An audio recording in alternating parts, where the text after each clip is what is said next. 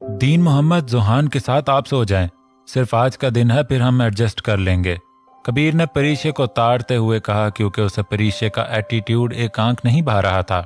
दीन मोहम्मद जुहान को लेकर उसके रूम में जा चुका था, जबकि परीशे बर्तन रखने के बहाने किचन में घुस चुकी थी। How is it possible? ये कैसे इतना जल्दी मेरे पास आ सकती है?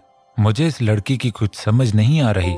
कबीर अब अपने रूम में आकर सोच रहा था। परीशे किचन में फिरती रही। वो अब ना तो जुहान के पास जा सकती थी और कबीर के रूम में जाने का वो सोच भी नहीं सकती थी। थोड़ी ही देर बाद उसे कुछ आवाजें सुनाई दी, जो कि कोई बच्चा रो रहा था। लेकिन जुहान तो रात को इतना जल्दी कभी भी नहीं उठता था। यही सोचकर वो उस आवाज को ट्रेस करते हुए उस रूम तक पहुंची। वो किसी छोटी बच्ची के रोने की आवाज थी। उसने आराम से दरवाजा खोला तो सामने जुहान की हम उम्र बच्ची रो रही थी। शायद उसे फीडर की तलब थी। इस बच्ची का कबीर के घर होना परीशे की समझ में नहीं आ रहा था। क्या हुआ है? क्यों बिलक बिलक के रो रही हो? थोड़ी देर बाद जब उसे टेरेस से निकलती किसी लड़की की आवाज आई तो वो फौरन ही दरवाजे के बाहर जाकर खड़ी हो गई।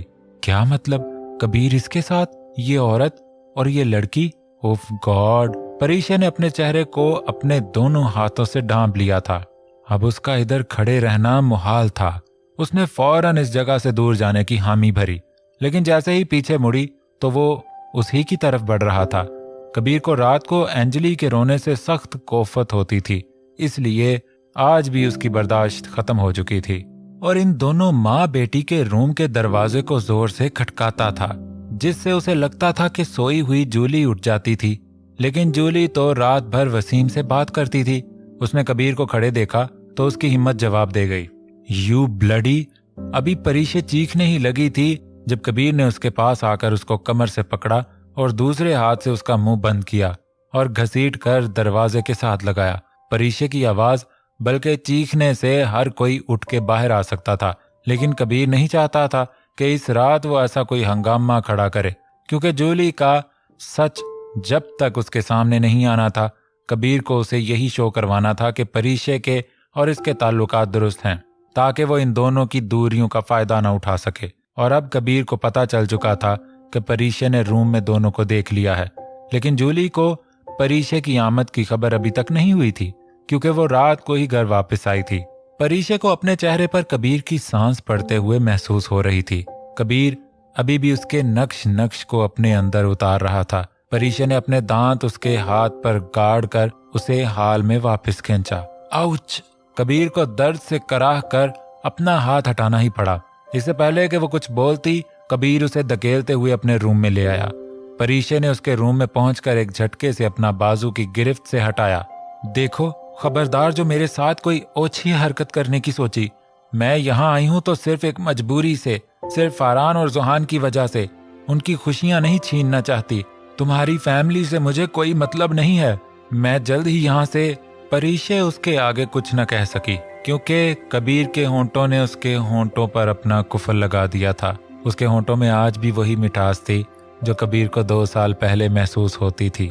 वही नर्म अंदाज था जो कबीर के जुनून को मिटा नहीं सकता था। परीशे ने खुद को होश में रखा, क्योंकि उसके होश कबीर को इतना पास देखकर हवा हो गए थे।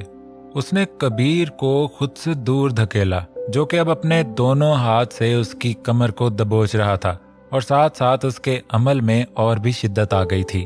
थोड़ी देर बाद उसे परीशे का वजूद ढीला पड़ता महसूस हुआ, तो फौरन ही उसे आजाद किया। परीशे ने अपनी रुकी हुई सांसें तेजी से ली। कबीर अब उसके तासरात बगौर देख रहा था। हो गया तो मैं जाऊं? कबीर की नजरें खुद पर पड़ती देखी तो फौरन ही उसको देखते हुए परीशे ने सवाल किया। नहीं, अभी तो कुछ भी नहीं हुआ, ना ही ऐसी हालत में कुछ होना चाहिए। खुद को बहुत कंट्रोल करता हूं, लेकिन क्या करूं, तुम्हारा ये जुनूनी बहक ही जाता है। कबीर ने अपने होंठों पर उंगली फेरते हुए उससे आहिस्ता से कहा, इस जुनून को अपनी उस आशिक पर निछावर करो। परीशे वापस पलटी जब कबीर ने उसको दोबारा अपने करीब किया। यही अदाएं तो मुझे बहका देती हैं बेला, मेरी जान। कबीर ने अब अपने चेहरे को उसके चेहरे से मस करते हुए कहा। परीशे ने अपनी आंखें जोर से मींची, जो कि कमजोर पड़ने की पहली निशानी थी, इसलिए फौरन ही वापस खोली। परीशे अबाबिल नाम है मेरा, और अपने बाप के कातिल को ये हक कभी नहीं दे सकती कि वो मेरे पास आने की हिम्मत भी करे। अपने वजूद को उससे आजाद करते हुए कहा। मैं भी यही चाहता हूं कि तुम्हारे बाप का कातिल तुम्हारे आसपास भी न भटके।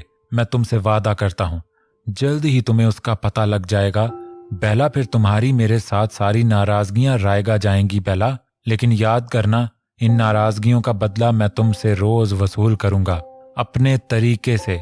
कबीर ने शैतानी नजरें उस पर वाह करते हुए कहा, अगर ये बात है तो तुम आज और अभी से ही इस पर अमल करो, क्योंकि मेरे बाप के कातिल तुम ही हो और ऐसे मासूमियत का मखोटा पहनकर तुम अब मुझे बेवकूफ नहीं बना सकते, क्योंकि मैं बेला नहीं परीशे हूं, परीशे अबाबील, उसने कहा और दरवाजे को धड़ाम से बंद करके चली गई।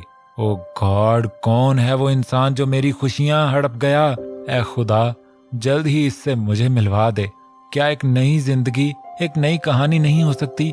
ये कहानी जल्द ही खत्म कर, ताकि इसके बाद असल कहानी शुरू हो सके, मेरी और मेरी बेला की, जहां बस हम ही हों। कबीर रोज की तरह एक ही दुआ मांगने लगा। आज कबीर ने ऑफिस जाने का इरादा तर्क कर दिया था, क्योंकि वो कुछ वक्त जुहान के साथ रहना चाहता था, जो कि अभी तक नहीं उठा था। कबीर सुबह 7 बजे उठते साथ ही जॉगिंग के लिए जाता था और 9 बजे वापस आता था। दीन मोहम्मद और उसके अलावा सब सो रहे थे। परीशे रात को खुद ही गेस्ट रूम जा चुकी थी। दीन मोहम्मद अब अपने क्वार्टर जा चुके थे। कबीर जैसे ही जुहान के रूम में पहुंचा तो मासूम सा बच्चा अभी सो रहा था। उसकी मासूमियत और रंग परीशे पर गया था, नहीं तो वो दूसरा कबीर था। यही सोचकर उसे रश्क होने लगा। उसने जुहान के माथे पर एक बोसा दिया, जिसने फुर्ती दिखाकर अपने छोटे से हाथ से कबीर के सर के बाल मुट्ठी में दबोच लिए। उफ जुहान मेरी जान, बाबा का शहजादा, ये क्या कर रहे हो? जुहान, जो अब कबीर को आंखें दिखाकर खिलखिला रहा था, उसकी बात सुनकर और भी मजबूती दिखाने लगा। देखो, ऐसा नहीं करते, बाबा के बाल छोड़ो। लेकिन इस बच्चे पर तो कोई असर ही नहीं हो रहा था। फारान ने उसे कबीर को बाबा बोलना सिखाया था और परीशे ने उसे फारान को बाबा बोलना सिखाया था, जिसकी वजह से उसे हर मर्द ही अपना बाबा लगता था। बाबा बाबा, जुहान ने खिलखिलाकर अपने हाथ से उसके बाल छोड़ दिए। That's like my Prince. Kabir ने उसके गाल पर बोसा दिया और उठाकर वाश बेसन के पास ले जाकर उसका चेहरा साफ किया। अब मसला ये था कि पैम्पर कैसे चेंज करेगा। परीशे महारानी फिलहाल सोने का शर्फ नवाज रही थी। जैसे तैसे करके उसने जुहान को रेडी किया और बाहर जैसे ही उसने कदम रखे तो परीशे एक हाथ में सैंडविच पकड़े, एक हाथ से रिमोट की मदद से चैनल तब्दील कर रही थी। कबीर को अंदाजा हो चुका था कि इसे अब अपने साथ साथ जुहान का नाश्ता भी खुद ही तैयार करना है। फीडर रेडी करके उसने जुहान को परीशे के साथ लिटाकर उसे फीडर थमा दिया और खुद अपना ब्रेकफास्ट करने लगा। परीशे ने फौरन उठने की हिम्मत की तो कबीर अपनी चेयर से उठकर उसके पास आया। परीशे, तुम मेरे साथ जो मर्जी करो, आई डोंट केयर, लेकिन हमारे बच्चे के साथ अगर तुमने ऐसा रवैया रखा तो मैं बर्दाश्त नहीं कर सकता।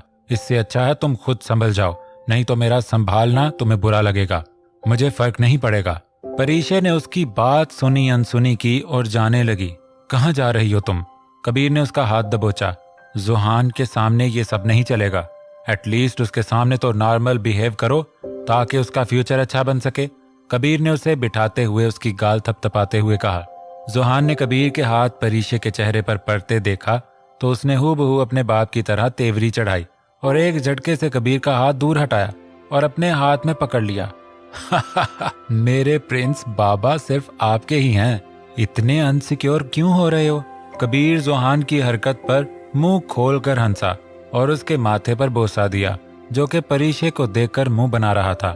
परीशे को अब बिल्कुल भी अच्छा नहीं लग रहा था, क्योंकि इन बाप बेटे ने अपनी टीम बना ली थी। हाँ फरहान, तुम ऐसा करो कि मलिहा को भेज दो फाइल, मैं घर पर रीड कर लूंगा। परीशे ने कबीर को फरहान से बात करते सुना तो अपने रूम में जाकर फरहान को कॉल मिलाने लगी। फरहान, तुम अभी और इसी वक्त मलिहा के साथ आ जाओ, मुझे बहुत जरूरी बात करनी है। परीशे ने फरहान को कहा और फौरन फोन बंद कर दिया। तुमने फरहान को क्यों बुलाया?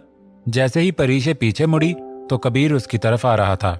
मैं चाहती हूँ कि मैं अब साफ साफ फैसला सुना दूं, परीशे ने हवा में देखते हुए कहा। कैसा फैसला? कबीर ने ऐसा जाहिर करवाया जैसे कि वो कुछ जानता नहीं, लेकिन उसे हर बात का इल्म था। ओह अच्छा। इससे पहले कि परीशे कुछ बताती, कबीर फौरन होंठों को गोल करते उसके पास आया। तो मेरी वाइफ मुझे सरप्राइज देना चाहती है। कबीर ने परीशे की दोनों गाल पर अपने हाथ रखते हुए कहा, ऐसी खुशफहमी ना ही पालो तो अच्छा है। परीशे अपना चेहरा दूर करते हुए कहा, लेकिन अगले ही पल कबीर ने उसे कमर से थाम लिया और अपने नजदीक कर लिया। छोड़ो मुझे, परीशे ने ऊंचा सा कहा, पहले मुझे प्यारी सी किस करो, फिर छोड़ूंगा। कबीर ने उसके चेहरे के गिर्द बालों को परे करते हुए कहा। परीशे ने अपना चेहरा उसके चेहरे के सामने किया। कबीर ने फौरन ही अपनी आंखें बंद कर दी। परीशे ने उसके चेहरे का बतौर जायजा लिया। सफेद रंगत में घनी दाढ़ी और भी जच रही थी। वो अब आहिस्ता आहिस्ता अपने होंठ उसके चेहरे पर सजाने लगी। आउच! कबीर ने जोरदार चीख के साथ खुद को परीशे से दूर किया, क्योंकि उसके नोकीले दांत उसे अपने चेहरे पर बहुत बुरी तरह चुभे थे। परीशे ने अपना अमल करके दौड़ लगा ली थी, क्योंकि उसे पता था कि कबीर अब उसका बदला लेकर रहेगा। रुको, मैं तुम्हें बताता हूँ। कबीर भी उसके पीछे भागने लगा। परीशे उसी के ही रूम में जाकर दरवाजा लॉक करने लगी, लेकिन कबीर इससे पहले ही दरवाजा खोल चुका था। कबीर, पीछे रहना, देखो मैं और ऐसा करूंगी, सो इसलिए दूर ही रहना। परीशे पीछे होते होते बेड पर बैठ चुकी थी और कबीर को डरी हुई आंख से देख रही थी, जो कि रूम को लॉक करके अपनी शर्ट उतार चुका था और एक धीमी मुस्कान के साथ उसकी तरफ बढ़ रहा था। मेरी बिल्ली मुझी को मियाऊं?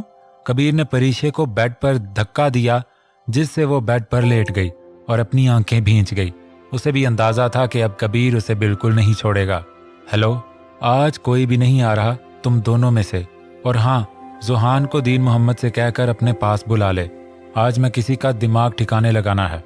कबीर ने परीशे को घूर कर एक आंख दबाकर फरहान से कॉल पे कहा और फोन ऑफ करके पास पड़े टेबल पर रखा, जहां कुछ देर पहले अपनी शर्ट रखी थी। अब उसके कदम बेड से लेटी परीशे की ओर बढ़ रहे थे, जिसकी धड़कनें उसके बढ़ते कदम के साथ साथ बढ़ रही थी।